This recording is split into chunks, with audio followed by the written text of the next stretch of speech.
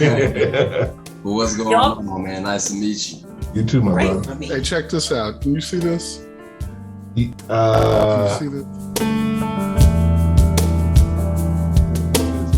It's a drink, I know, but it's spicy ginger, WBC spicy ginger craft soda. Okay, is it good? It's non-alcoholic, so it would go. So I need to run out to the store right now, right? Well, I'm being a good girl. I have my carrot ginger. You know what? I want. Dear Black man. Dear Black man. Dear Black man. I know that the world wants to portray you to be a certain thing, but I see you. You are beautiful. You are smart. You are valued. You are a king. You are someone's love. Someone's light. I love you, Black man. I love you, Black man. I love you, Black man. I love you, Black man. I love you, Black man. I love you, Black man. I love you, Black man. I love you, Black man. I love you, Black man. Black man, I love you. I love you. I appreciate you. Always be here, forever, as your queen. Will Howard, versatility, passion, and creativity are words that describe bassist, composer, producer Will Howard. Chicago-based but nationally and internationally seasoned bassist, Will's unique combination of gospel roots, formal study, and wide-ranging musical interests have allowed him to work with a wide variety of artists. Jazz and commercial music major, and minored in philosophy at Roosevelt University. He brings his life experiences to the discussion as a source of empowerment. I often say that nobody cares how Black men feel. They only care about how our feelings make us behave. It doesn't matter how you feel. You're supposed to be a tough. You be a man. Be hard. Be the core of a lot of the violence that we have in our community. No, buddies who are all about the same age, like early to mid 50s. We joke about we didn't know we were supposed to have feelings until 2002. It's like 2002 is like, hey, you're supposed to have feelings. What? Kennery Kent Smith. Growing up in a city that has seemingly produced more successful low-end groove makers per capita than any city in the world, Kennery has worked hard to become one of Chicago's best. A 25-year music industry veteran, Kennery is part of a rich tradition of world-class Chicago bassists. His performance resume showcases the Chi-Town musical trademarks of talent, hustle, and versatility to work in any musical genre. As a childhood resident of the infamous Robert Taylor housing projects, a young and impressionable Kennery was destined to play bass guitar. Kennery's experience includes performances with Grammy Award-winning songwriters to national and internationally known artists, theaters, and most recently, Kennery appeared in, wrote, and produced original music for the independent film The Rise and Fall of Miss Thang, available on Amazon Prime. Additionally, for 15 years, Kennery was co-founder and bassist of Chicago's very own new jazz legends, Detour Jazz Funk, with whom he shares writing, arranging, and co-production credits on their debut CD entitled Jazz Funk. Currently, Kennery can be seen and heard each week in the role of first chair bassist on the syndicated weekly Sunday morning broadcast of Victory Apostolic Church in Matteson, Illinois, as part of their extraordinary music ministry.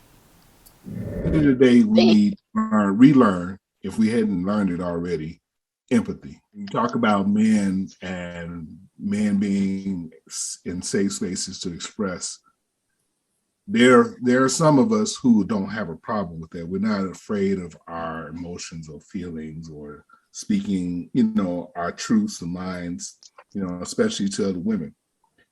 Sadly, what happens is what Will spoke about. There's you'll say X, Y, Z, and then there's a shutdown. First we're told, well, I wish I could find a man that would express himself, because men don't express themselves. Men don't say things.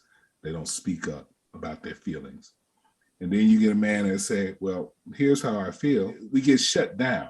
So some of us don't stop just because of that, but a lot of men do. They go back in. And so, and actually the same thing is true for men with women. We have to listen instead of just hearing. David E. Jones, born in Milwaukee, Wisconsin, raced back and forth between two cities, Chicago, Illinois, and Milwaukee, Wisconsin. He graduated high school in 2007 from Riverside University High School in Milwaukee. He completed high school with a 1.97 cumulative, continued to pursue higher learning, and enrolled at Robert Morris University in Chicago, Illinois, where he was a pre-med student.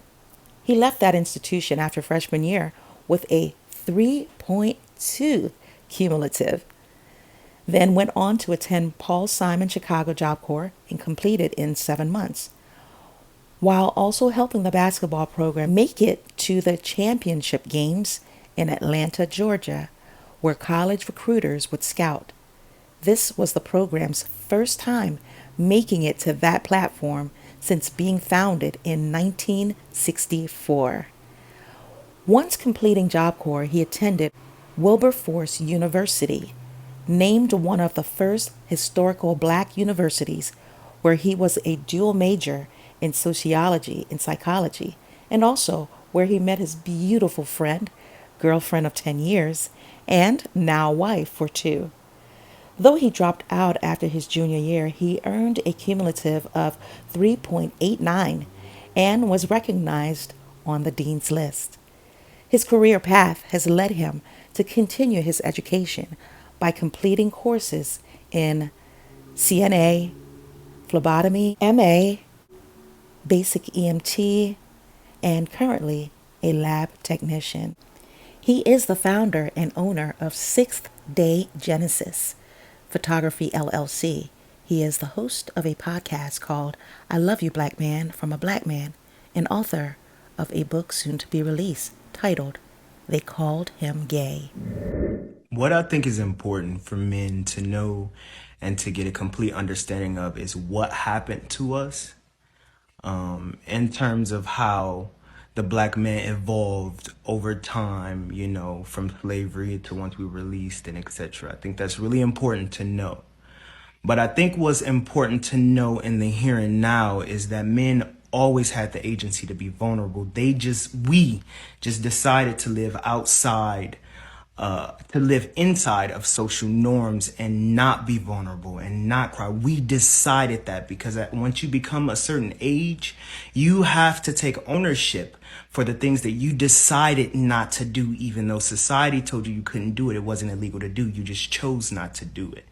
So basically what I think is most important for men is that men really learn that it's time for us to stop asking for permission to be what we naturally are.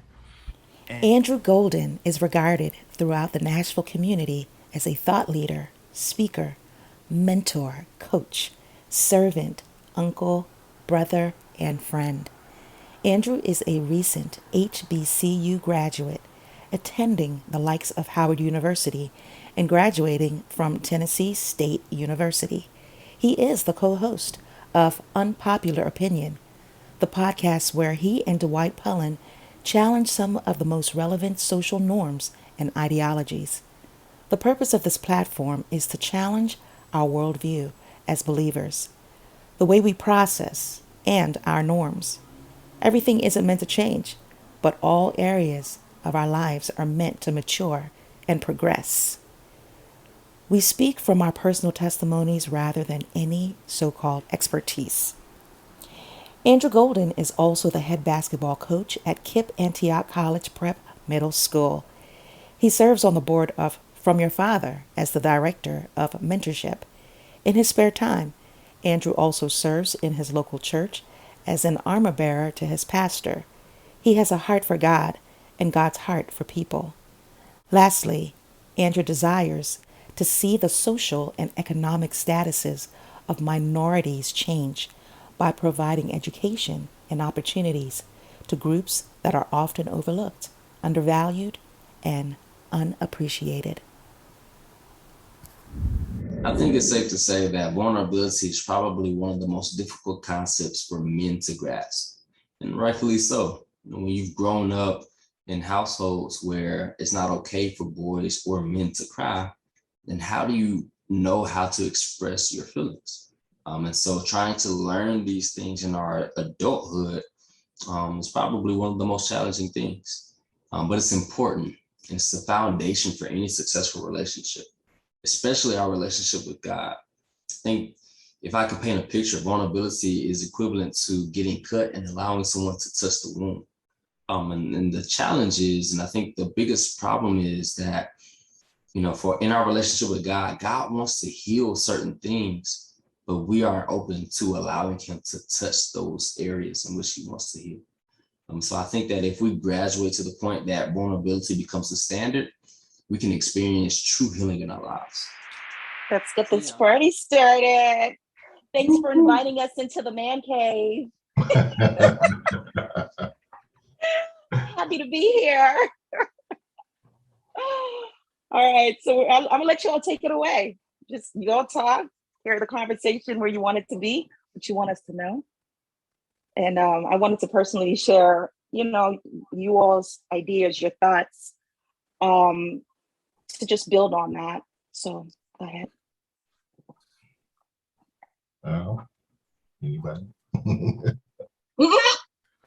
Hey, Will, this was your idea. We're shutting down. We're shutting down. I know. Meanwhile, you got a female saying, talk to us. Like, there's a whole list of reasons why men don't communicate as well as we should. Some of it is, as I think Dave was saying, societal. Some of it is, a protection mechanism that I wish I knew more about how Black men communicated pre-Americas. Because I'm sure that there was a different system in place, a different set of rules and regulations. Of course, depending on the tribal beliefs and things like that. But here in America, since we've gotten here, our communication has been regulated.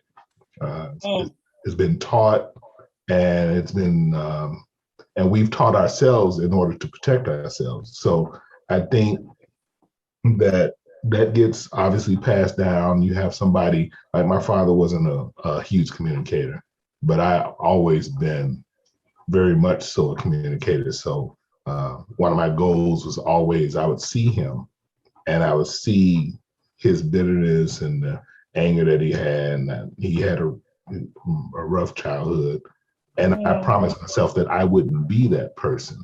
I didn't hold it against him because I understood who he was and what he went through. And he passed in 94. So I still don't have a complete picture of who he was, but from what I could get from him and from my mom, I knew that he didn't have, he dropped out of school, 5th grade education. He had to work all his life. He had a very interesting family dynamic where he was part of the dark-skinned crew of the family versus his sisters who were the light-skinned crew of the family. So they did a whole lot of separation and teasing and things like that. So he had the usual things that happen in a lot of Black families, unfortunately, of that generation. But I knew I was also very, what's the word I'm looking for? I've also been always very sensitive to how other people feel, empathic, I guess. Yeah. And as far even as angry and hard as his life was, he never laid a hand on me. My dad never punished me. That went to my mom. Wow. She was really good at it when she had to do it. Okay. Can count on one hand the times I was whooped. Okay. Saying all that to say, it's something that is passed down and is learned, and every now and then somebody decides to break the generational curse. We have a lot of generational curses. So I just think that it's hard to unlearn, and because it's not in the past. That teaching is not in the past. It's not just during slavery we had to. It's, I always said we're on a perpetual battlefield. It's not over. It's still happening. There's still an active assault against us. So we just have to learn how to navigate it in these days and times. But that's a hard thing for a lot of men to do. Okay, so what I was saying about men's feelings, and to give it some context, was I don't know if you remember a couple of years ago, Chris Rock did a comedy special. Comedy special was called Tambourine. He made a comment that nobody is loved unconditionally except for women and children and animals. Men are judged on what they provide. I was saying that nobody care. They care mostly about what our feelings make us do and how we react to things, as opposed to if I just start talking about how I feel, people's attention drifts because especially their attention drifts because they have their own things that they're dealing with. They have their own feelings, and a lot of women feel like that they have to be responsible for everybody. They have to be responsible for their kids. They don't have time to be responsible for men's feelings. So they give lip service to caring about it, but in reality, it's about what those feelings make you do. If you're doing the right thing, nobody cares if you're unhappy. I was watching a video about with Will Smith earlier today, and he's doing a series about getting in the best shape of his life because he's 20 pounds and but he's got a lot of other mental things going.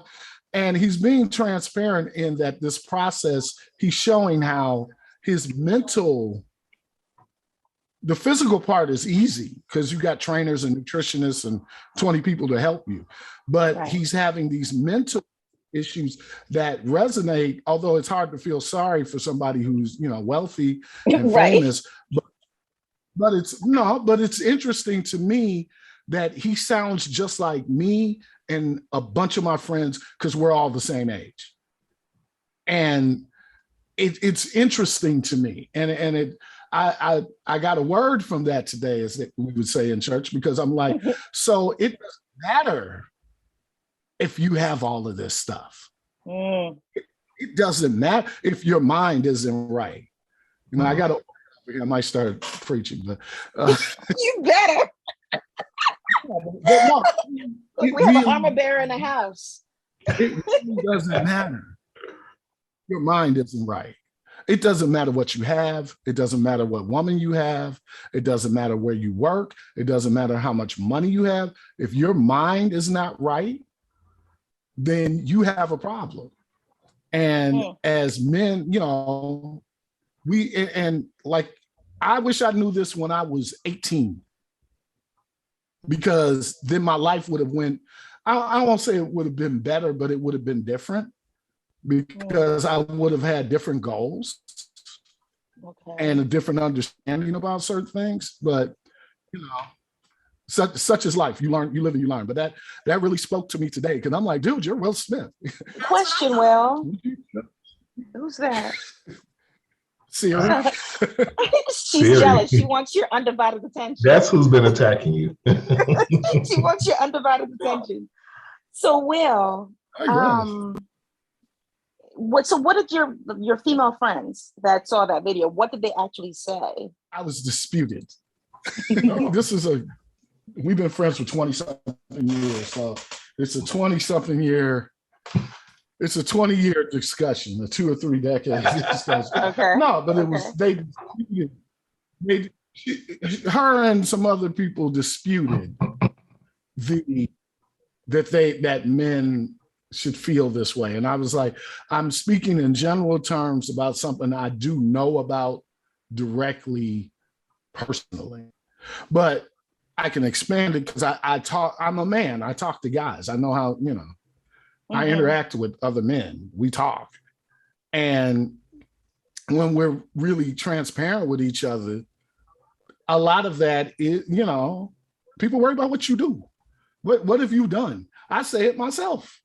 When women start talking about trouble they have with men, I'll be like, well, wait, what is he doing? Like, what does he do? Because if he's not doing anything and he's vexing your spirit, and he's useless. But the conversation is about how men feel, and I think that that's something that we need to learn how to, as men, we need to learn how to translate our feelings and expressions into positive ways of expressing it. I guess what I'm trying to say, stereotype is that we don't talk about our feelings. We don't, we express anger or it's things like that, but a lot of it is because if you don't think that your feelings are going to really be cherished and nurtured, you're not going to open up. I was called bitter. I was told I was bitter. Oh yeah. It's your bitter self. I'm told I was angry. So we're gonna start a group called Bitter and Angry. Oh gosh, don't do it. Don't do it. Like, when you're in a relationship, right? And because as you all know, I was married for 23 years. For men, if you didn't know how to really express your feelings and emotions, when it comes to having sex or making love, like, what are you feeling if there's none of that? That's different. Is it really? Talk about it. I mean, let other really. Let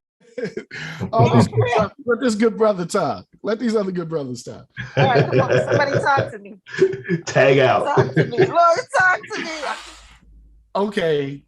Because you just said it's different. How is it different? I'll take a swing at it. Yes. I think that a lot of men, if we really think about the interaction between men and women, the give and take is what the other is providing. So for a lot of men, when you think about how they try to pick up a woman, they present what they have. They kind of peacock before they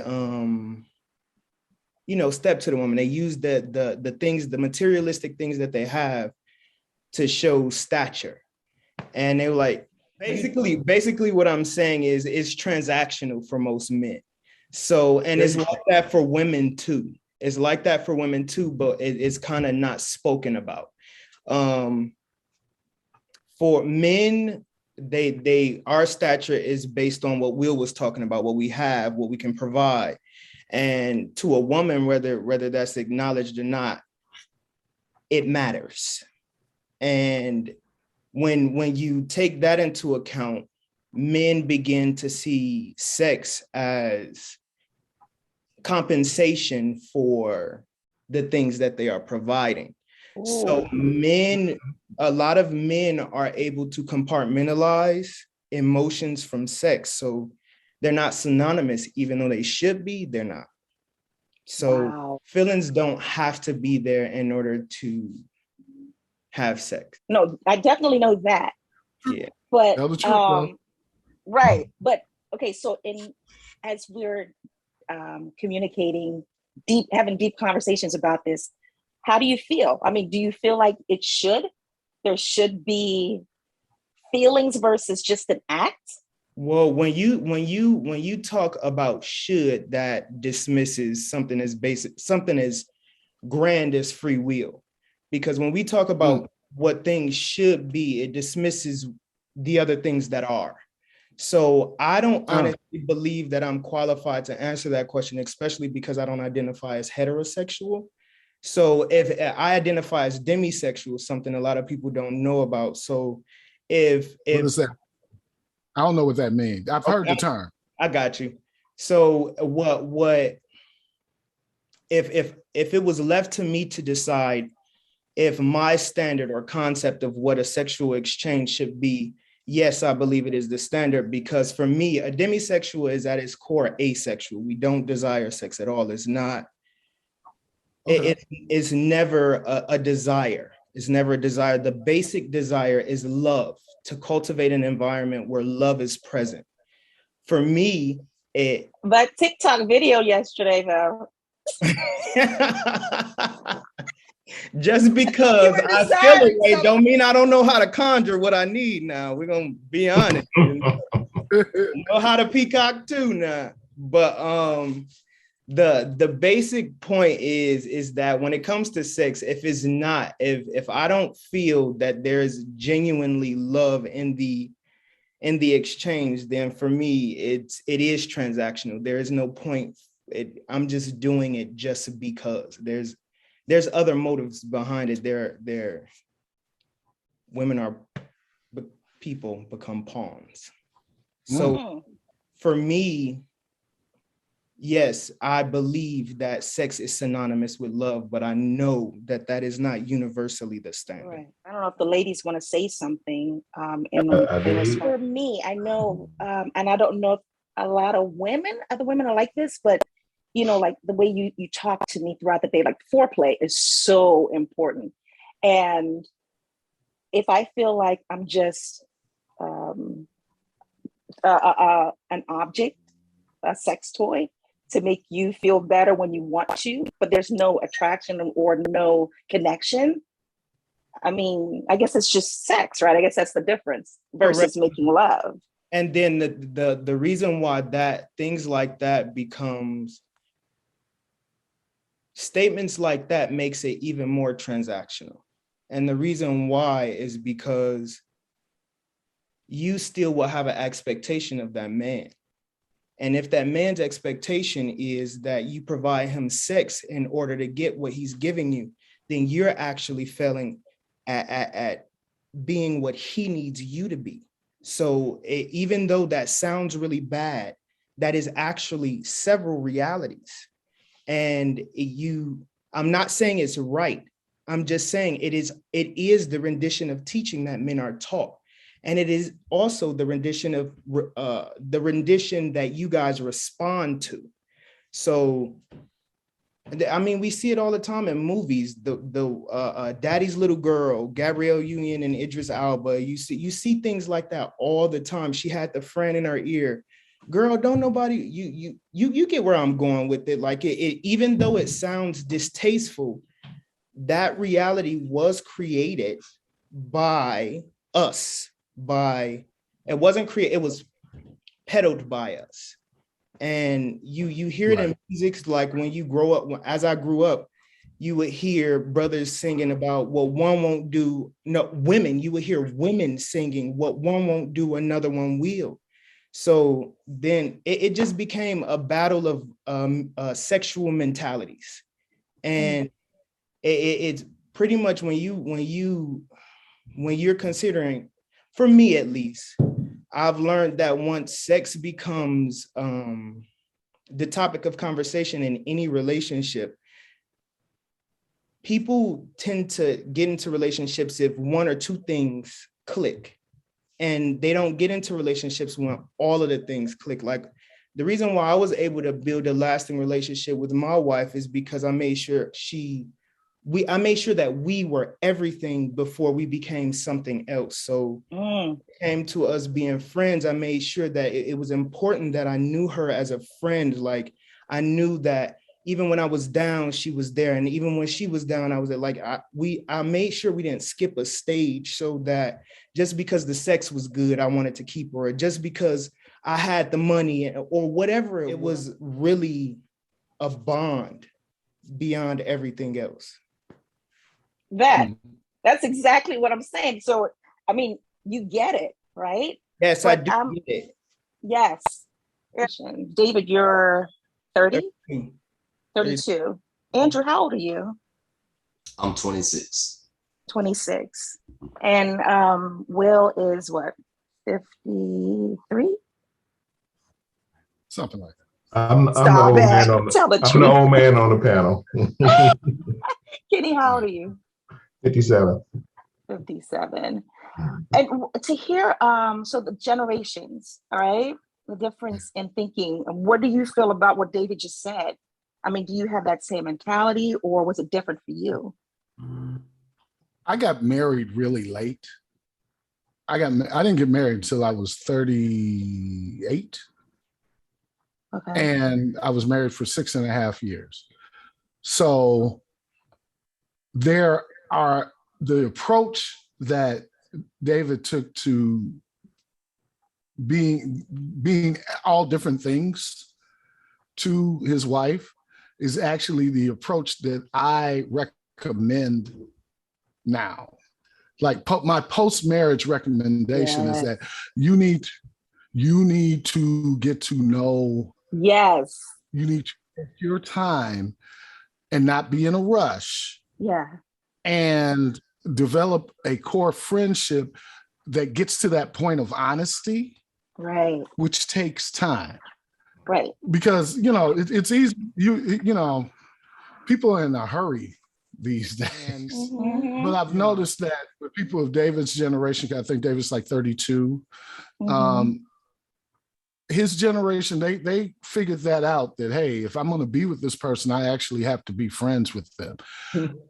Generation X's, we kind of looked at, we were more transactional. What you got? What you gonna get? What you gonna give me? And we actually moved quicker. Listen, like, I know a lot of guys my age, they've never been married. They, like more than, or they've been in relationships, but they never got married, and every relationship is like 2 to 5 years. Or they've been with somebody for 10 or 15 years and they never got married. I got a friend, they've been together 20 years. Like, literally, they lived together, they got kids. They've been together for 20 years. They never got married. And the only reason they're thinking about getting married now is because of healthcare issues. COVID, I think she caught COVID, and there were certain things that he couldn't do because he's not her legal husband. There's an exposure in actually getting to know somebody and letting them actually know you, which goes back to feelings. Yes. Because if I'm not going to, like, at this stage in life, I'm not going to deal with anybody who doesn't understand that my feelings are important and need to be nurtured and protected just like hers. Exactly. Like, this is equanimity. This is, there's reciprocity and equanimity here. And, but what I'm finding, because I date age appropriate, is a lot of women don't want to hear that. They're 45. They're like, it's about me. Wow. And that's a seriously? lot. Yes. Yes. You see all the terrible.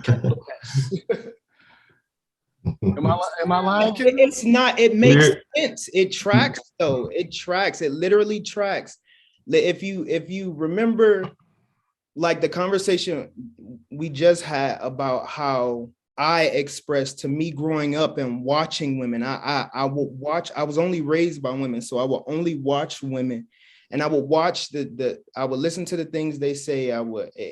It tracks that, like Will said, per that generation, it was transactional. And now that we're older and we're coming to new understandings, a lot of women are still stuck in the mentality of it being transactional. That's why a lot of the women that we define as strong Black women, who are very notable and powerful women, I love women like that, but a lot of the issues I found that a lot of them have is and then I want to speak on us too, because that's really what what I found is that a lot of women, they're so stuck in the idea of a man providing from that generation. And I want to be clear in saying that before my wife, I didn't discriminate. So I didn't have an age. As long as they weren't young, it was okay in my mind. So when I was dealing with the woman that was older than me, it became obvious that I wasn't enough for her because I was a young whippersnapper. I may be able to keep up with her stamina, but I wasn't able to provide to her what she needed. So I realized that the relationship wouldn't work because it wasn't transactional for her. It wasn't, I didn't check all the boxes. So yeah, the mentality tracks. And the women of you guys' generation is my mom. So listening to the, like, I grew up listening. I grew up listening, and it's just, and I get it. I understood why women became that way. I get it. Like, it honestly, a woman has more justification in my mind for being selfish than a man has for his lack of desire to be vulnerable. And the reason I say that is because, and when the podcast started, when the webinar started, Ken said that it's hard, and I agree, it is hard to transition yourself out of a mentality that you thought was right, a mentality that you thought was correct. But there comes the question: just because it's hard doesn't mean you don't work on it. And after he said, if the mind is not right, then you got a problem. And so when